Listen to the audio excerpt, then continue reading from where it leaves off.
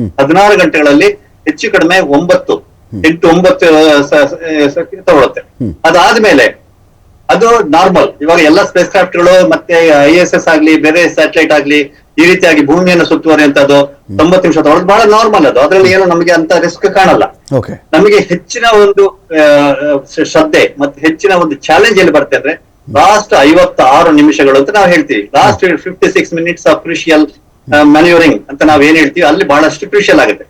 ಆ last 56 minutes ಅಲ್ಲಿ 4 major activities ನಡೆಯುತ್ತೆ. ಬಹಳ ಇಂಪಾರ್ಟೆಂಟ್ ಇದು. ಬಹಳ ಒಂದು ಬಂದ್ಬಿಟ್ಟು ರಫ್ ಬ್ರೇಕಿಂಗ್. ಯಾವಾಗ ನಾವು ಆ ಒಂದು ಭೂಮಿಯ ಕಕ್ಷೆಯಿಂದ ಭೂಮಿಗೆ ಎಂಟರ್ ಆಗ್ಬೇಕು ಆವಾಗ 28,000 ಕಿಲೋಮೀಟರ್ ಪರ್ ಅವರ್ ಸ್ಪೀಡ್ ಅಲ್ಲಿ ಹೋಗ್ತಾ ಇರುವಂತ ನೌಕೆಯನ್ನ ನಾವು 6 ಕಿಲೋಮೀಟರ್ ಪರ್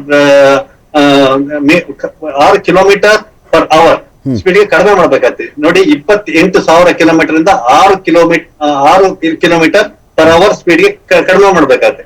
ಈ ಒಂದು ಎಕ್ಸರ್ಸೈಸ್ 56 ನಿಮಿಷಗಳು ನಡೆಯುತ್ತೆ. ಆ 56 ನಿಮಿಷದಲ್ಲಿ ಲಾಸ್ಟ್ 15 ನಿಮಿಷ ಇದೆಯಲ್ಲ ಅದು ಬಹಳ ಕ್ರೂಷಿಯಲ್.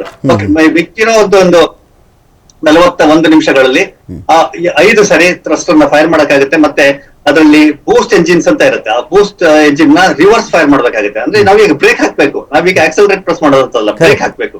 ಬ್ರೇಕ್ ಹಾಕಿ ಅದನ್ನ 15 ನಿಮಿಷಗಳಲ್ಲಿ ಸುಮಾರಿಗೆ 6,400 ಕಿಲೋಮೀಟರ್ ಪರ್ ಅವರ್ ಸ್ಪೀಡ್ಗೆ ರೆಡ್ಯೂಸ್ ಮಾಡಿ 15 ನಿಮಿಷಕ್ಕೆ ನಾವು ತಲುಪಬೇಕಾಗತ್ತೆ. 15 ನಿಮಿಷ ತಲುಪಿದಾಗ ಅದು 6,000 ಚಿಲ್ಲರೆ ಕಿಲೋಮೀಟರ್ ಪರ್ ಅವರ್ ಸ್ಪೀಡ್ ನಲ್ಲಿ ಇರುತ್ತೆ. ಇಲ್ಲಿ ನೆಕ್ಸ್ಟ್ ನಮ್ಗೆ ಬಹಳ ದೊಡ್ಡ ಚಾಲೆಂಜ್ ಈಗ ಏನಂತಂದ್ರೆ, ಈ ಒಂದು ಭೂಮಿಯಲ್ಲಿ ಎಂಟರ್ ಆಗ್ಬೇಕಾದ್ರೆ ಆ ಘರ್ಷಣೆ ಅನ್ನೋದೇನಿದೆ ಅದು ಬಹಳಷ್ಟು, ಭೂಮಿ ಬಹಳ ಸೇಫ್ ಆದ ಜಾಗ, ನಮ್ಮನ್ನ ಬಹಳ ಪ್ರೊಟೆಕ್ಟ್ ಮಾಡುವಂತ ಒಂದು ಜಾಗ ಇದು.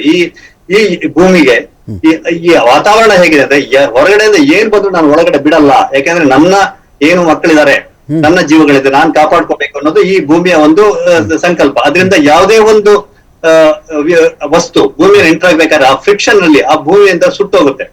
ಹಾಗೆ ಇದೇ ರೀತಿಯಾಗಿ ಇದಕ್ಕೆ ನೀವು ಹೇಳಿದಾಗೆ ಕಲ್ಪನಾ ಚಾವ್ಲಾದ್ದು ಆ ಒಂದು ಮಾಡ್ಯೂಲ್ ಕೂಡ ಅದೇ ರೀತಿಯಾಗಿ ಅದ್ರಲ್ಲಿ ಏನು ಹೀಟ್ ಶೀಲ್ಡ್ಸ್ ಅಂತ ಹೇಳ್ತೀವಿ, ಹೀಟ್ ಟೈಲ್ಸ್ ಅಂತ ಹೇಳ್ತೀವಿ, 2-3 ಹೀಟ್ ಟೈಲ್ಸ್ ಡಿಸ್ಮ್ಯಾಂಟ್ಲ್ ಆಗಿ ಆ ಹೀಟ್ ಟೈಲ್ಸ್ ಹೋಗಿರೋ ಜಾಗದಿಂದ ಹೀಟ್ ಒಳಗಡೆ ಟ್ರಾನ್ಸ್ಫರ್ ಆದ್ಮೇಲೆ ಅದು ಕಂಪ್ಲೀಟ್ ಆಗಿ ಬರ್ನ್ ಆಗಿ ಹೋಗುತ್ತೆ.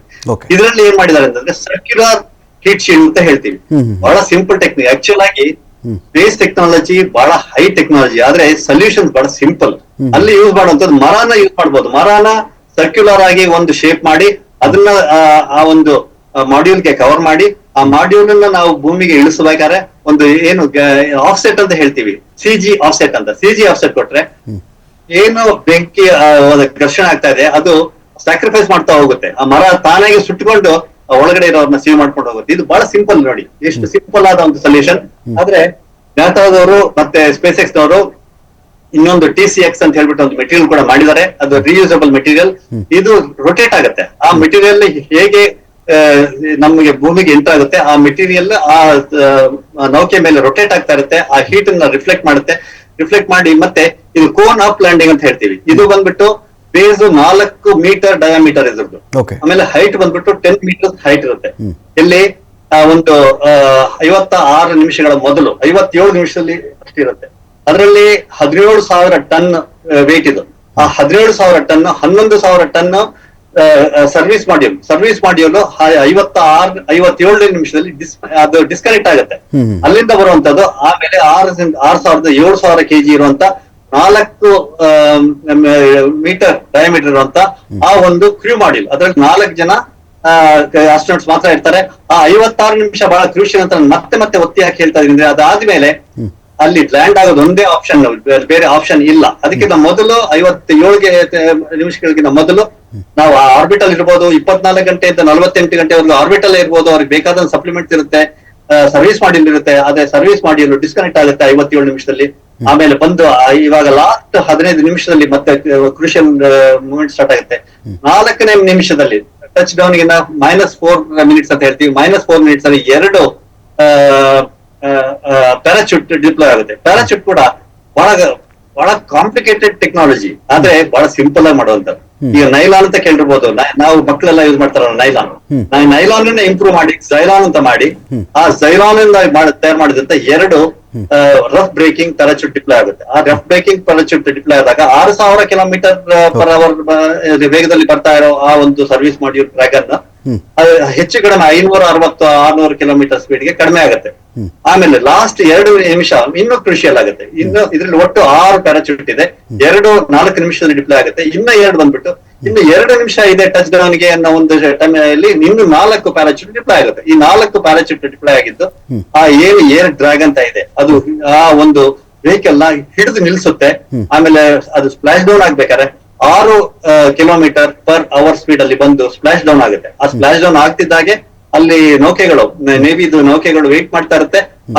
ಆ ಏನು ರಿಕವರಿ ಎಕ್ಸ್ಪೆರಿಮೆಂಟ್ ಅಂತ ಹೇಳ್ತೀವಿ, ರಿಕವರಿ ಮಾಡ್ತೀವಿ, ಅದನ್ನ ರಿಕವರಿ ಮಾಡ್ಕೊಂಡು ಅದನ್ನ ಆ ಶಿಪ್ ಗೆ ಆನ್ಬೋರ್ಡ್ ಮಾಡ್ಕೊಡ್ತಾರೆ.